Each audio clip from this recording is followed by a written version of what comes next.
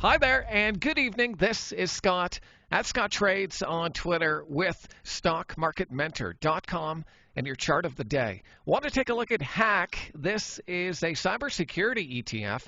Now, I know cybersecurity has been in the news, and we've seen some really nice moves out of stocks like CrowdStrike, Zscaler. Pretty interesting moves here just in the last couple of days. And I'll be honest, it's kind of hard to pick which cybersecurity stock to take a look at. And so I don't mind trading an ETF that is specific to a certain sector, like Hack. And so this is definitely one that I'm watching for a breakout above that 53.70 level. That's just above this little consolidation base that the stock is in right now. You can see it's been in a pretty strong uptrend since May, come off the lows, and yes, it has had volatility, but the lows continue to be higher. And so this is definitely a sector that I think we should be keeping an eye on if you're not already. I know we are over at Stock Market Mentor. And so that 53.70 level is a level I'm going to set an alert on my software, and just wanted to share this idea with you and look for a strong move